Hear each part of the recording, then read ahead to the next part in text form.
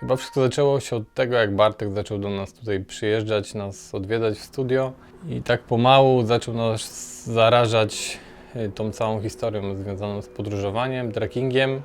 No i tak nas zachęcił, że praktycznie po 6 miesiącach już byliśmy w Szkocji i odbywaliśmy wyprawę.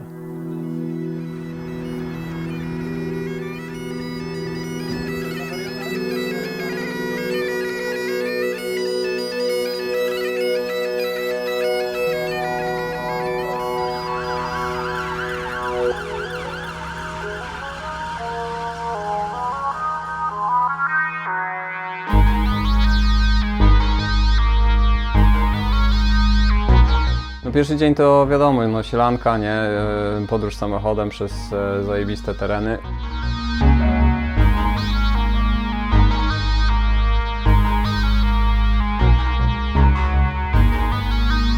Zrzuciliśmy auto tam, tak jak zaplanowaliśmy, w punkcie zejścia z całej tej 4-dniowej wyprawy. No i pojechaliśmy na ten punkt startu, no i no było rewelacyjnie. No.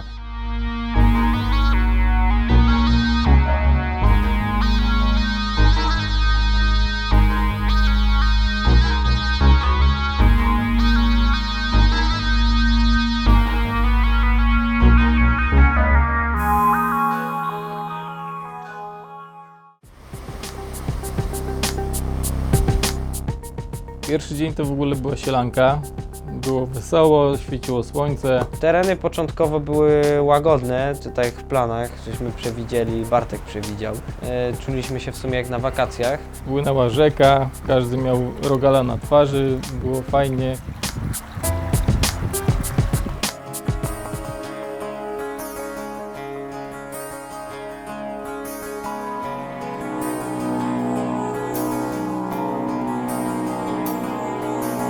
Szliśmy sobie przez super teren, zalesiony, Chodziliśmy trochę po lesie, trochę przy jakiejś rzeczce, jakieś kamyczki. brak jakiegokolwiek wiatru i słońce, które świeciło na maksa mnie zaskoczyło, bo generalnie Szkocja charakteryzuje się dosyć silnym wiatrem i pogodą zmieniającą się jak w kalejdoskopie. Dotarliśmy do miejsca, w którym rozbiliśmy namioty. Rozpaliliśmy sobie ognisko, usiedliśmy sobie, zrobiliśmy sobie ławeczki elegancko, Wszyscy podjarani, zrobiliśmy sobie zupki chińskie i tego typu akcje tam do jedzenia. puściliśmy sobie muzyczkę z telefonu, tylko kiełbasek brakowało na grilla. Także mówię, wow, taka wyprawa to w ogóle super. Optymistycznie patrzyliśmy na kolejne dni wyprawy, ale okazało się to złudne.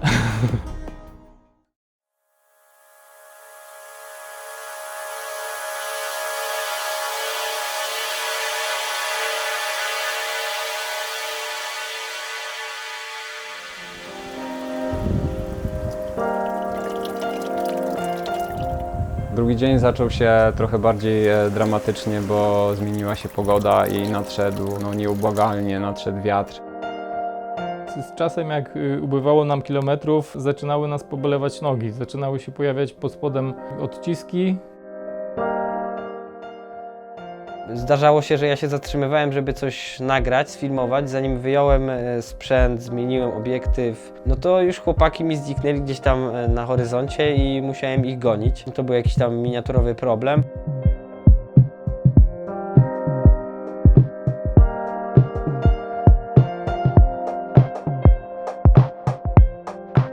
Drugiego dnia najlepszą rzeczą, która mi się najbardziej podobała, było to, że jakiś samolot wojskowy przeleciał mi nad głową i chłopakom jeszcze udało mi się to nagrać. What the fuck? Przez tą górkę tej chatki dalej nie widać.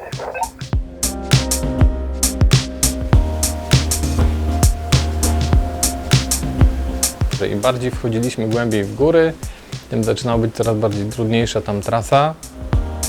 Tym bardziej, że wbrew pierwotnemu planowi wzięliśmy drona, więc Marcin musiał go taszczyć i było to na pewno dla niego duże obciążenie.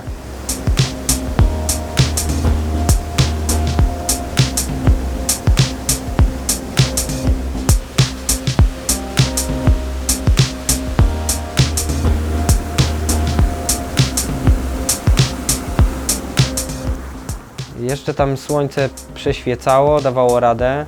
No i tutaj jest koniec dobrych wspomnień z drugiego dnia, bo zaczęła lecieć z nieba taka mrzawka, która szybko przerodziła się w deszcz, a myśmy mieli jeszcze wiele kilometrów do obozowiska, które sobie ustaliliśmy.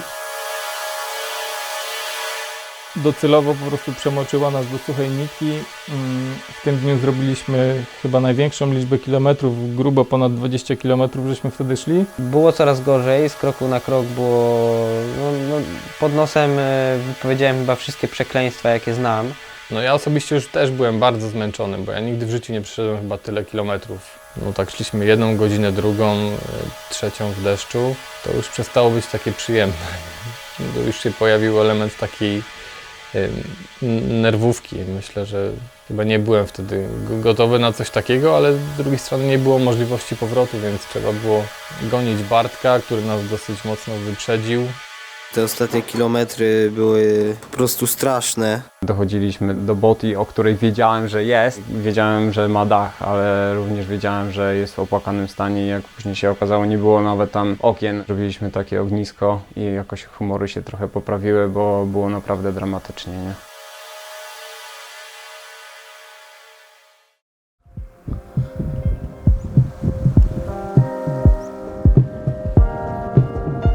Trzeci dzień, zostało nas słońce, wiatr prawie kompletnie ustał. No mega odprężenie rano, wyjść z tych namiotów. Jak się gotuje woda?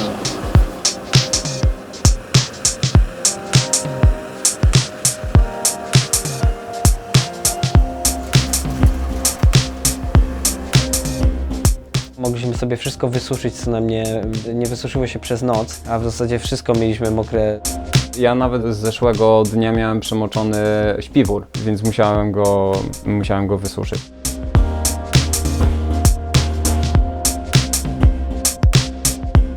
Na twarzy każdego z nas pojawił się uśmiech, pojawił się rogal. No i sobie pomyśleliśmy, kurczę, fajnie, no to idziemy dalej. Pewnie będzie tak jak w pierwszy dzień. Ładnie, pięknie i cudownie.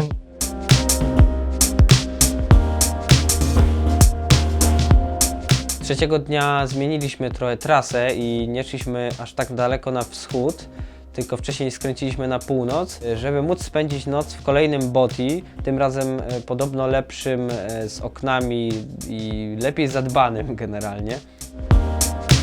Troszeczkę już zaczęły się dawać nam we znaki te bąble, które mieliśmy wypracowane poprzedniego dnia, no i już każdy krok no to była męczarnia. No.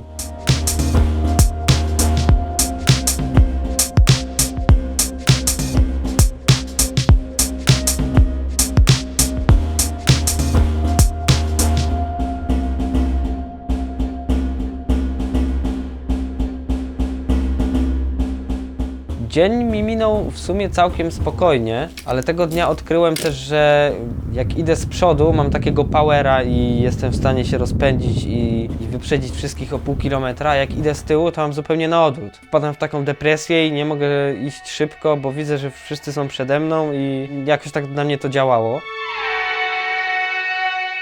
W końcówkę tego dnia właśnie była depresyjna, bo wszyscy mnie wyprzedzili. Jeszcze był teren bardzo błotnisty i zapadałem się, musiałem obchodzić jakieś bagna, żeby się dostać w końcu do tego Botii.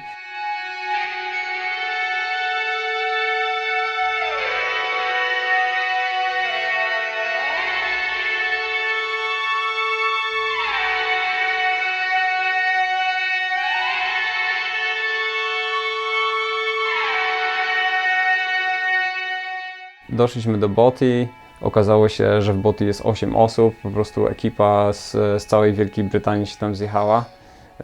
Ja z Wojtem zdecydowaliśmy, że pierdolimy ten interes i śpimy na zewnątrz. Wojtek zrezygnował, powiedział, że jednak będzie spał w Botii, bo wiatr jest już tak duży, że go zmiecie razem z tym namiotem. Później czas zweryfikował to, bo ja musiałem ewakuować się w środku nocy, ponieważ zaczął wiać tak silny wiatr, że mój namiot po prostu wykrzywiał się jak na jakimś tripie kwasowym. Wszystko zaczyna być powoli przemoczone. Po prostu wbiegłem do tej Botii, gdzie 8 kolesi w tym małym pomieszczeniu. Było to dosyć uciążliwe, ale też miało to swój klimat, nie? See ya.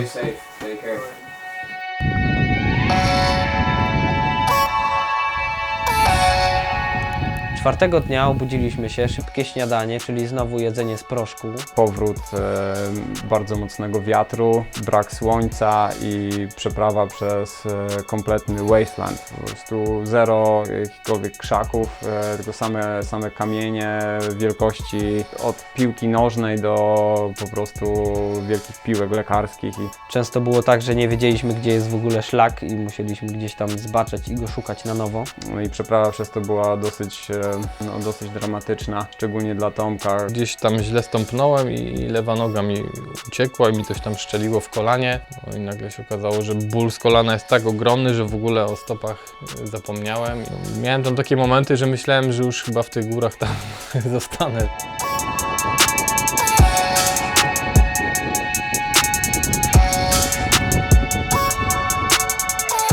Jedną noc po tej 4-dniowej wyprawie zaliczyliśmy w hotelu, mogliśmy się wykąpać, najeść fajnie. Mieliśmy trochę więcej czasu, żeby na przykład sobie zwiedzić jakieś miasteczko. No i jedziemy zjeść śniadanie. Pojechaliśmy do miasta po 4 dniach jedzenia proszkowej żywności i w ogóle rzeczy, które pierwszy dzień jeszcze smakują, po 4 dniach już jest tak trochę dziwnie człowiekowi, jak je cały czas taką żywność.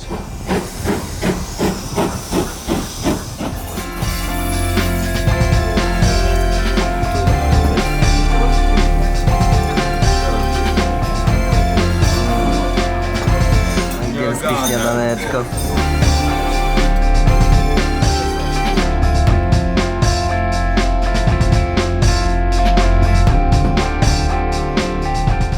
Chłopaki uznali, że pójdziemy do jakiegoś browaru Avimor. Nie za dużego, nie za małego, ale był całkiem spoko. Okazało się, że jest tam akurat degustacja 10 piw z tego browaru. No i zasmakowaliśmy. Było bardzo ciekawe w ogóle miejsce, oprowadzał nas tam chyba 80-letni komandos, który tam bardzo miło wspominał Polaków. W ogóle przesympatyczna osoba, mega człowiek taki z zajawką.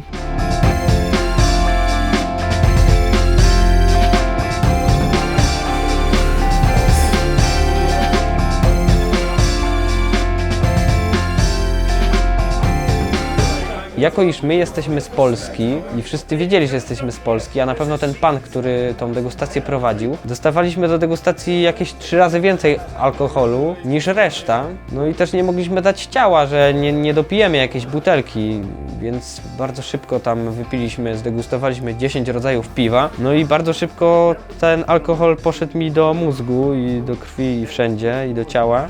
We have a strong connection with the people of Poland because in the Second World War a lot of the Polish soldiers used to come and stay here.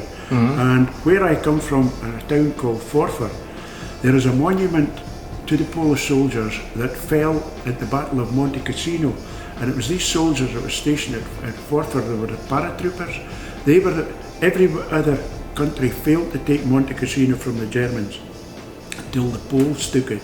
And they took Monte Cassino with a vengeance. So that's why the people in Scotland have a strong affiliation with the people of Poland. All right, my friend? That's brilliant. Okay. Thank you very much. Okay, my pleasure.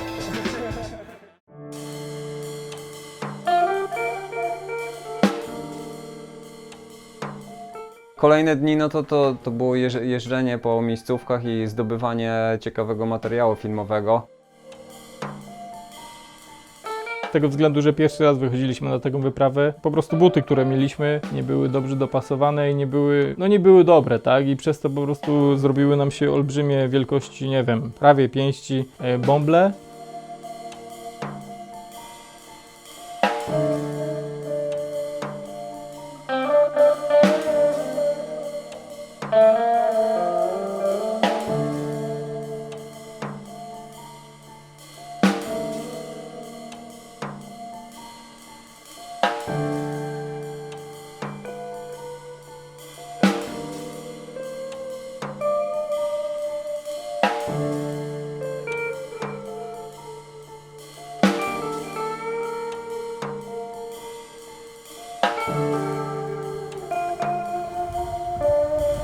Co tam widzisz? Mura deszczowa. Tak? No jednego dnia Tomek nie dał rady, poszliśmy sami, ja, Marcin i Bartek poszliśmy w trójkę nad jezioro.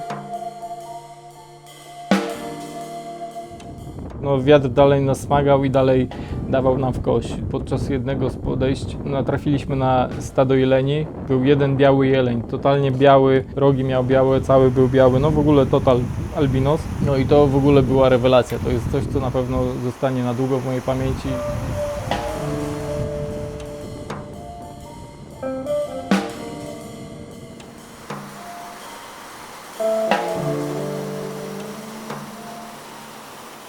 Momentami jak schodziliśmy, zastanawiałem się, czy się przypadkiem nie ześlizgnę i nie spadnę, bo była taka możliwość. Jakbym się pośliznął, to bym spadł i się sturlał jakieś 20, a może 100 metrów.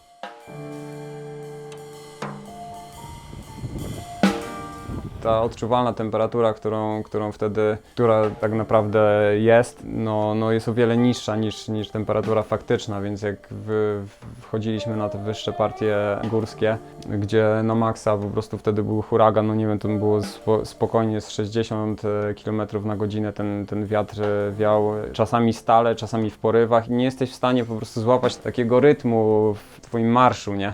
Jak non-stop jesteś smagany tym wiatrem i on tak cię wytrąca po prostu.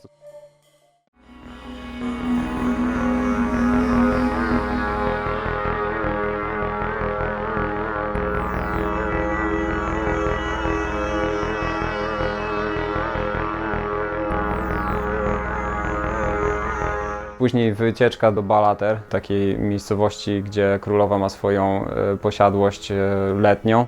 Okazało się, że w ten dzień, w którym my żeśmy przyjechali właśnie na ten szlak, to w mieście Ballater właśnie przyjechała wtedy królowa.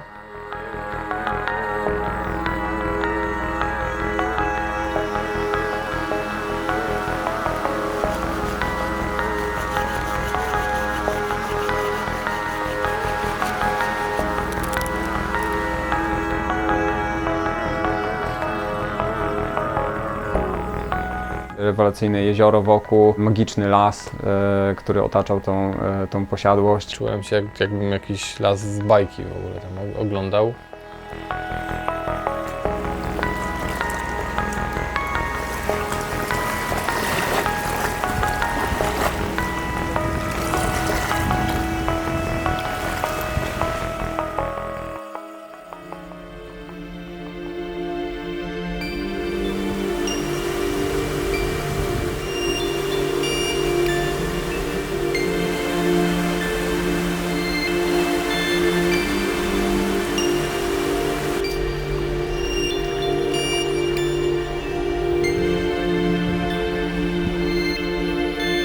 W takim domku strzeleckim, na tyłach tego domku strzeleckiego okazało się, że jest kolejna boty, także to już była trzecia w całej tej podróży i tam zatrzymaliśmy się.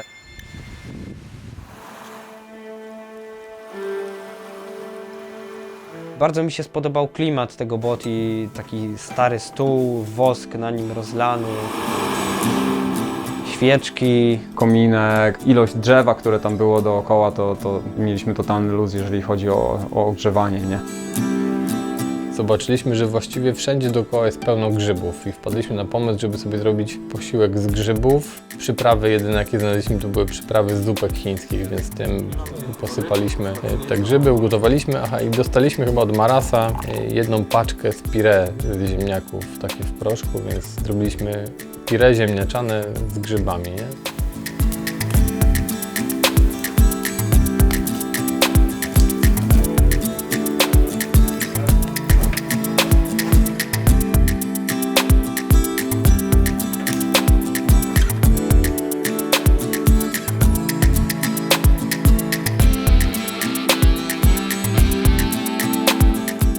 Osobne pomieszczenie na górze, w którym spaliśmy.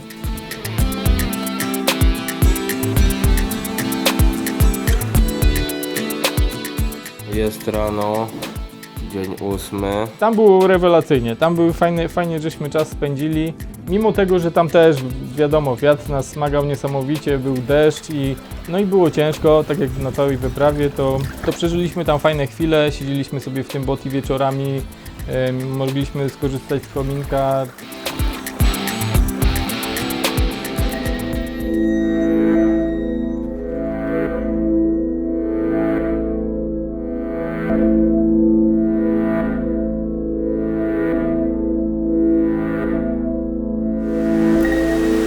W środku tego lasu płynęła rzeczka, jakieś chodzenie po kamieniach.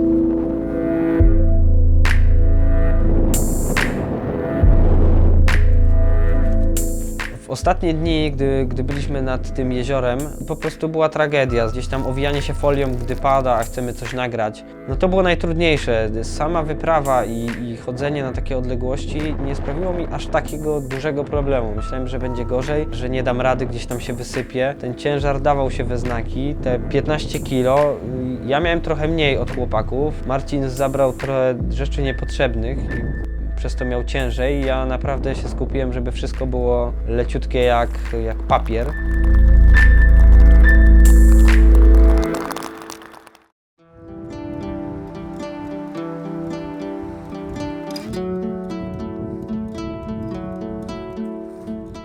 Maxa się obawiałem, jak to będzie, nie? Z nową ekipą i tym bardziej ekipą, która nigdy wcześniej takich rzeczy nie robiła. Wydaje mi się, że Szkocja to jeden z takich najcięższych terenów, żeby zaczynać w ogóle taką przygodę z trekkingiem. No i to była moja taka obawa, że może się zdarzyć tak, że ktoś po prostu wymięknie i stwierdzi, że chce wracać.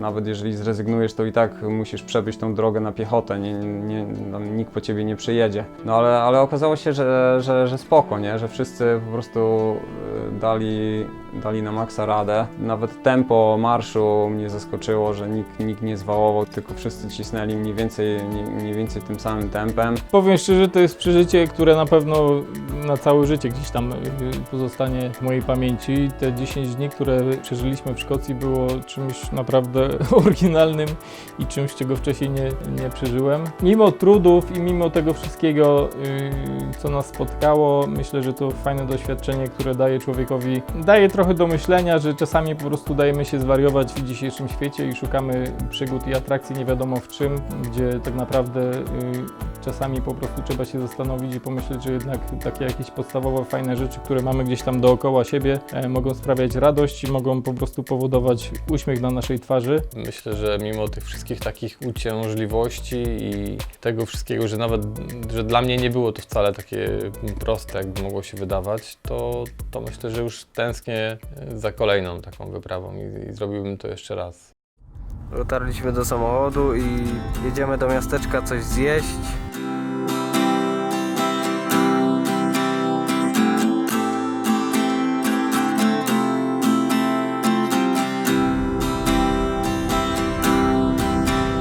Proszę, tak chłopaki sobie spożywają pierwszy posiłek po wyprawie. Wygląda i pachnie. Zajebiście. Ale mi dobrze jest teraz. Ja generalnie lekko już na oczy widzę, tak mi się zamazuje trochę. Dojeżdżamy do Edynburga, do cywilizacji